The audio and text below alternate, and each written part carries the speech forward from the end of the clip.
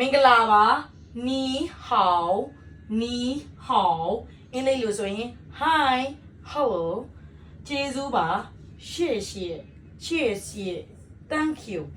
ဒါကလေဖြင်းရလည်းမရဘူးဟန်ချလည်းမရဘူးအလုပ်အတွက်မြန်လေးလည်းအရှိကြီးလည်းမရဘူးတူလေးတွေပဲတင်ကျင်တယ်ဆိုတော့လူတွေပဲဖြစ်တယ်ဖြင်းနေဟန်ချတွေရောတင်ကျင်တယ်ဆိုလို့တော့ပြင်ညာနာတက်ရှိမယ်နော်ရပါပဲဆိုရင်不客气ဘယ်နေရာမှာသုံးတာလဲကိုကျေးဇူးပါနော်ဆိုရင်ရပါရင်ငါလေးရေဆိုရင်不客气不客气ကိစ္စမရှိပါဘူးကျေးဇူးတင်ပါတယ်လို့ပြောတဲ့အချိန်မှာနောက်တစ်မျိုးလည်းပြောလို့ရတယ်ကိစ္စမရှိပါဘူးဆိုရင်တော့没关系အမမဟုတ်没关系လည်းပြောရဲ没关系မြန်လေးဆိုရင်快点ဒီမှာရပါဆိုရင် you're welcome never mind အဲ့လိုပဲเนาะအင်္ဂလိပ်လိုလည်းတွဲရက်လေးပါပြီးသားအဲ့ငါလာထဲမှာမြန်ဆိုရင်快点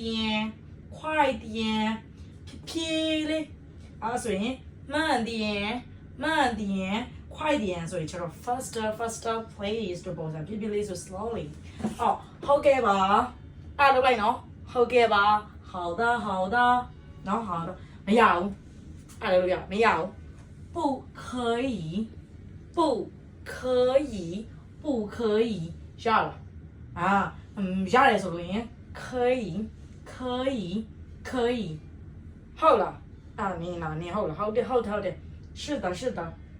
是的ဘာလို့နေရလဲ加一个吗你ဘာလို့နေ你加一个吗你加一个什么ပြောလို့ရတယ်ဘာလို့နေရလဲ加一个吗စားပြီလား吃了吗